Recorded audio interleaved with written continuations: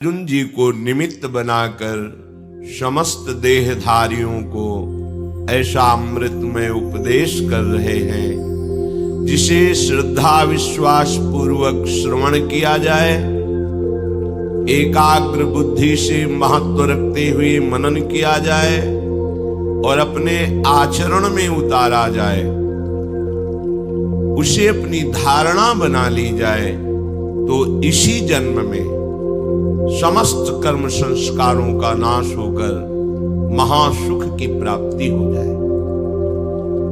आप परम पद नहीं जानते हैं, मोक्ष नहीं जानते हैं, तो जैसे आप सुरक्षा सुख व्यवस्था को लेकर के आप देश विदेश जाना चाहते हैं कि मुझे अच्छी धनराशि मिले, वहां अच्छी सुरक्षा व्यवस्था हो, खूब सुख भोगे, इसी लालसा से आप देश विदेशों में भटकते हैं। तो आप परम पद को ऐसा समझिए, वो ऐसा देश है जहां दिव्य महल है, दिव्य कुंज निकुंज है और आपको वहां ऐसी देह की प्राप्ति होगी जिस पर काल का अधिकार नहीं है। यहां तिनके से लेकर ब्रह्मा तक सब काल कवलित है, काल ग्रसित है, सबका प्रतिक्षण जीवन नष्ट हो रहा है, प्रतिक्षण शरीर बदल रहा है, परिवर्तनशील नाशवान यहां सब कुछ है। और वहां आपको ऐसे देह की प्राप्ति होगी जिसमें काल की कोई भी चाल नहीं चल पाएगी, चिदानंद देह, ऐसा महल जहां समस्त ऋतुएं अपने आप सुख प्रदान करती हैं। जब जो ऋतु की इच्छा हुई वही ऋतु अपना प्रभाव, और वो ऋतु भी चिदानंद, प्राकृतिक नहीं। भोजन दिव्य अमृत रस से पगा हुआ, प्यारी जू के उच्छिष्ट से युक्त महाअमृत दृश्य, भगवान शंकर और नारायण भी ललचाते हैं ऐसा दृश्य। शिव श्रीपति यद्यपि ललचाही, मन प्रवेश तिन्हों को नाही, निगमागम की कौन चलावे, महाविष्णु के मन नहीं आवे। यारस को तबही अधिकारी, कृपा करे जब राधा प्यारी। वो कृपा हो गई है, नहीं आप वृंदावन में प्रवेश भी नहीं पा सकते, मन से भी नहीं सोच सकते। अगर आप तन से वृंदावन आए हैं तो महारानी लाडली जो आप पर कृपा कोर कर दी, श्री राधिका कृपा बिन सबके मनन अगम्य, कृपा है आपके ऊपर। सुख के लिए तुम भागते हैं तो तुम्हें ऐसे सुख की प्राप्ति होगी जहां सुख समुद्र स्वयं प्रभु श्री कृष्ण और प्रेम समुद्र का सार लाडली जो प्रतिपल दुलार करती हैं अपने शरणागत को, दासी वत्सला कर ही राधा, ऐसे अपने घर वाले होंगे। संपूर्ण समुदाय प्रेममय, खग मृग पशु पंछी लता वैभव प्रेम, भूमि स्वर्णिम रत्न से जगमगाती हुई दिव्य चिदानंद, दिव्य चिदानंद। जैसे ब्रजलीला में नंदोत्सव हो रहा है तो 84 कोस के सब ब्रजवासी जन पधारे हुए, कितना बड़ा होगा घर बाबा का, नंद बाबा का आंगन कितना बड़ा होगा, पर वो चिदानंद है तो संपूर्ण ब्रजवासी समा गए पर आंगन खाली ही रहा। यह है चिदानंद चमत्कार। वहां कभी मरना नहीं है, बुढ़ापा नहीं आना, हर समय नव किशोर शरीर रहेगा। किसी कामना की जलन नहीं, बिना कामना के महासुख लुटता घूमता है। अष्ट सिद्धियां नौ निधियां मारी घूमती है, मोक्ष भटकता रहता है, कोई स्वीकार नहीं करता। वहां चलने की तैयारी कर रहे हैं।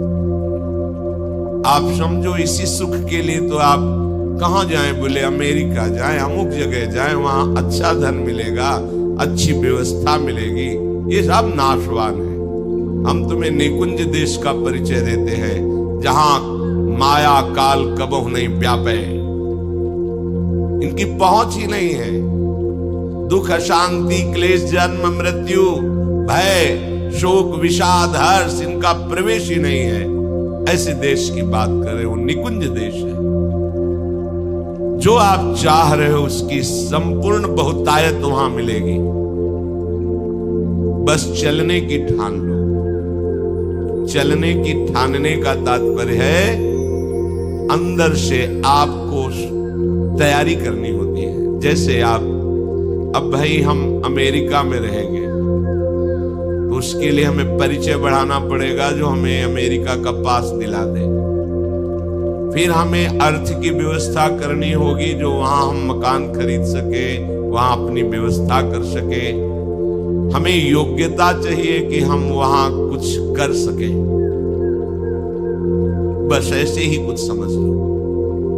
भगवत प्रेमी महात्माओं से परिचय बढ़ाओ, ये निकुंज का पास दिलवा देंगे।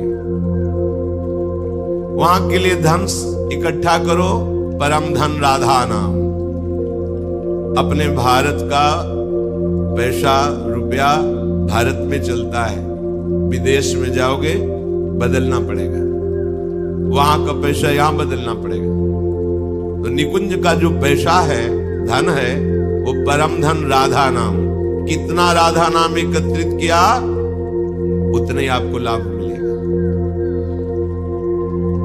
हमें निकुंज में अपनी जगह बनानी है।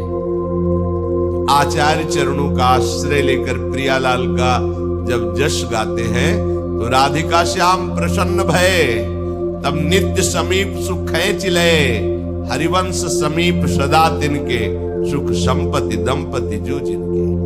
महासुख, उपासना की चरम सीमा, बिहारी बिहारिंजू के चरणों की आराधना। उपासना का परम फल, बिहारी बिहारिंजू के निकुंज में प्रवेश पा जाना। मोक्ष पदवी जैसे तरंग समुद्र में लीन हो गई, अस्तित्व ही खत्म हो गया। लेकिन प्रेम पदवी समीप रहते हुए, अभेद भाव होते हुए भी प्रेम का भेद स्वीकार करके महासुख का विलसन होता है। इसलिए हमें अवसर मिला है दुख से निवृत्त होने का। आप नहीं परम पद चाहते, मोक्ष चाहते, तो आप ये तो चाहते हैं ना, मरू ना, सदा सुख मिले, ऐसे विश्वसनीय प्रेमी मिले जिनके गोद पर हम सर रखकर चैन से सो सके, मुझे कोई शंका ना हो, भय ना हो। वो एक ही स्थान है प्यारे जू के गोरे सांवले चरणारविंद। मान लीजिए, निर्भय हो जाओगे, परम सुखी हो जाओगे। ये चक्र खत्म हो जाएगा जन्म मृत्यु का। श्री वृंदावन धाम दिव्य चिदानंद भूमि है, यही भूमि है। बस हमारे नेत्र माया से मलिन हो चुके हैं, पवित्र हो जाएं, हित के नेत्र खुल जाएं, प्रेम नेत्र जागृत हो जाएं, तो हमें इसी वृंदावन में दिखाई देगा कुंज निकुंजे, प्रिया प्रीतम और दिव्य सहचरियां कैसे श्री लाडली लाल को दुलार करती हुई महासुख में निमग्न है। ये महाप्रेम है।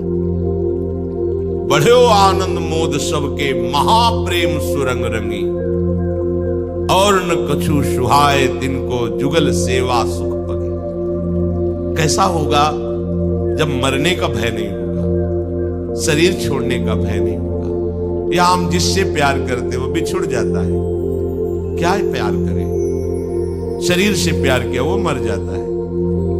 जिससे प्यार करते सब काल के ग्रास बने हुए हैं, कब छूट जाए पता नहीं। यहां जो मेहनत करके धन संपत्ति एकत्रित करते हैं वो यही पड़ी रह जाती है, खाली हाथ यहां से जाना होता है। कितना धोखा है हमारे साथ, सावधान हो जाओ। अनन्य चेता सततम यो माम स्मृति नित्य सहा। भगवान आदेश कर रहे हैं, तुम्हारा एक कार्य है, तुम मेरा केवल अनन्य चिंतन करो, मेरे नाम का निरंतर जप करो, मेरी लीलाओं का गायन करो, मेरी लीला कथा का श्रवण करो, मेरे भगवत प्रेमी जो महात्मा जन, उनका संग करो, मेरी सेवा स्वीकार करो, तो इसी जन्म में तुम भगवत प्राप्त हो जाओगे, अर्थात समस्त विषाद दुख संकटों से मुक्त हो जाओगे। श्री भगवान कृपा करके इस श्लोक में बता रहे हैं, मामुपेत्य पुनर्जन्म दुःखालयम शाश्वतम नाप्नुवन्ति महात्मानः संसिद्धिं परमां गतिम। हे अर्जुन, जो महात्मा लोग हैं वो मुझे प्राप्त कर लेते हैं।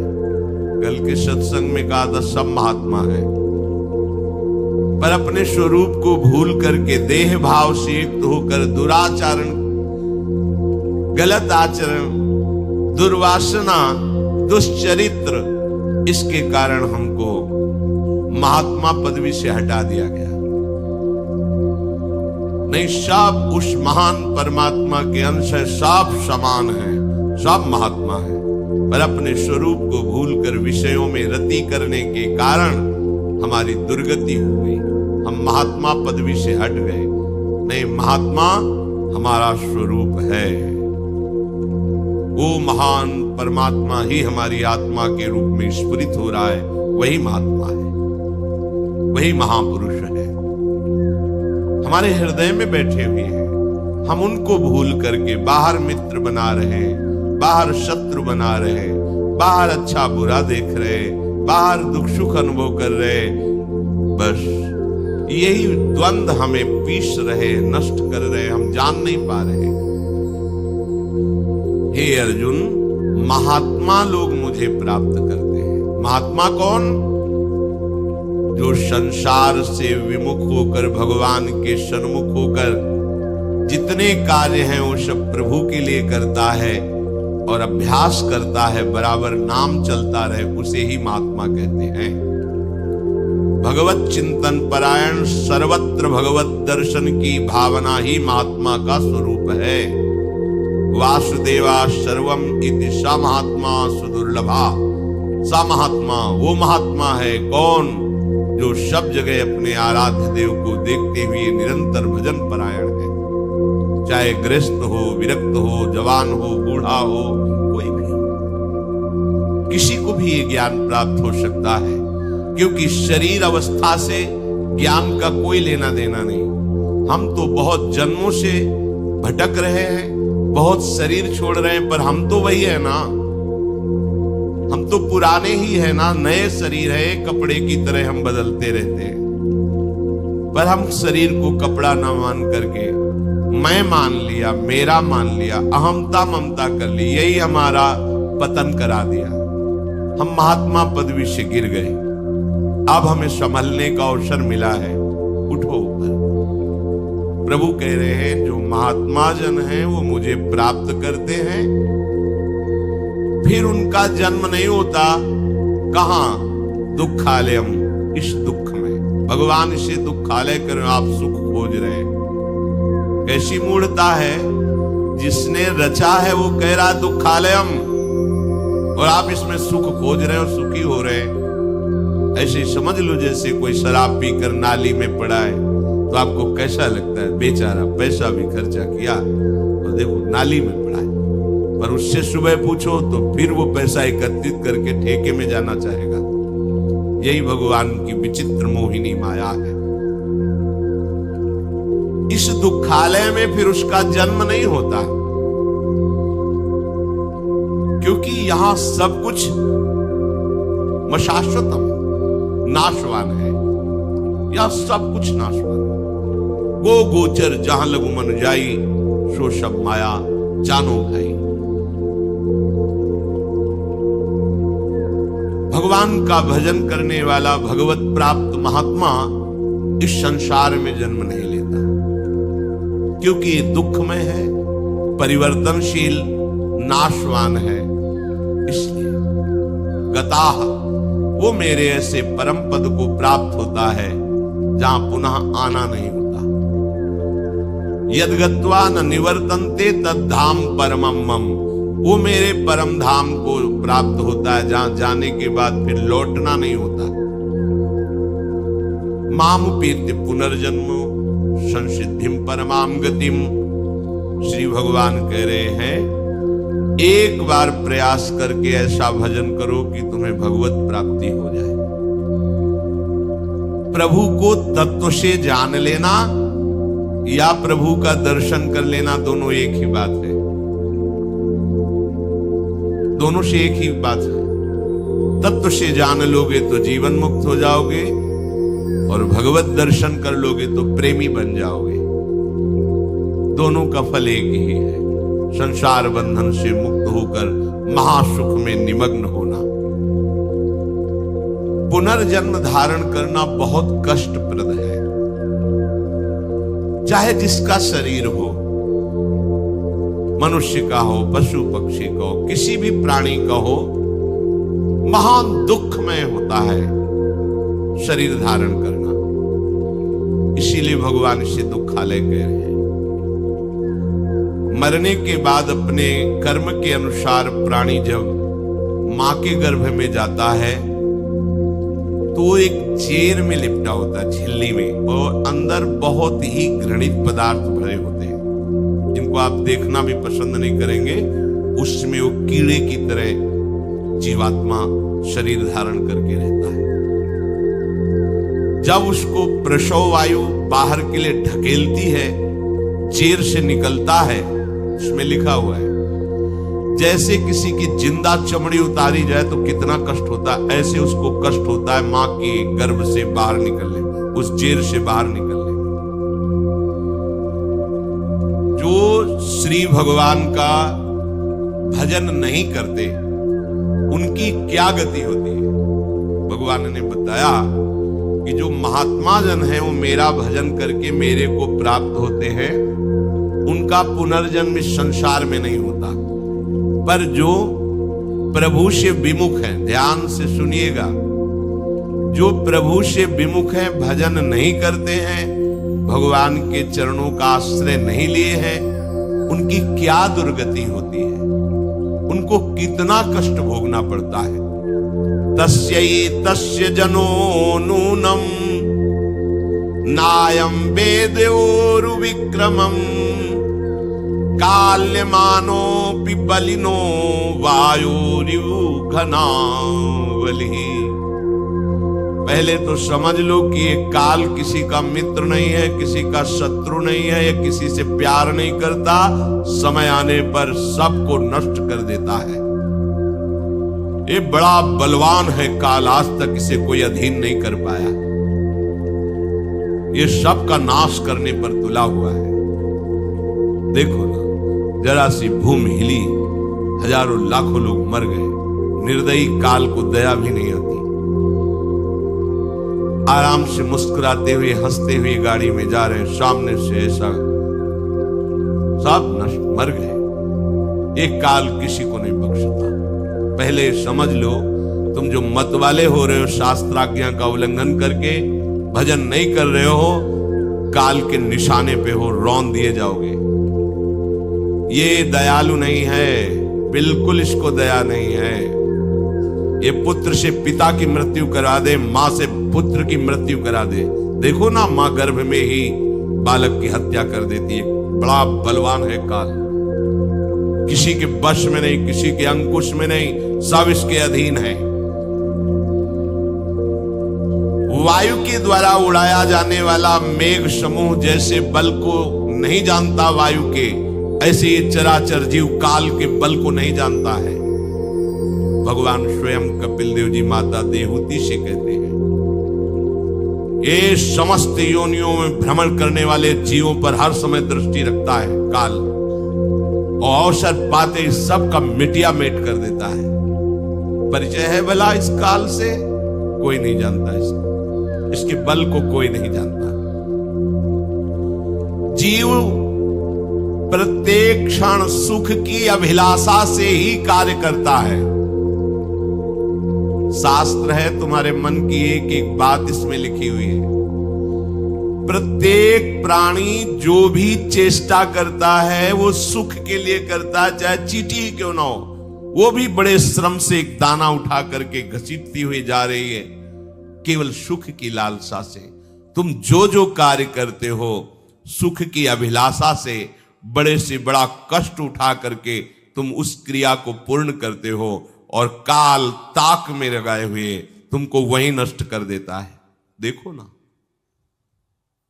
काल किसी को नहीं छोड़ता, उसको कभी शोक नहीं होता कि मैंने ये क्या किया। ये भगवान का रुद्र रूप है काल। मंदमती जीव बच सकता है काल से। समुझ जे आए शरण ते डरत ना काल डर। ओहो, जिए काल बस ना परे। भक्त जीता है काल के अधीन नहीं, भगवत भाव में जीता है वो। जब ध्रुव जी परम पद पर आरूढ़ होने के लिए तैयार हुए, भगवान का विमान आया, पार्षद आए, तो काल मूर्तिमान होकर कहा, इस लोक से कोई भी मेरे आक्रमण से बच के नहीं जाता।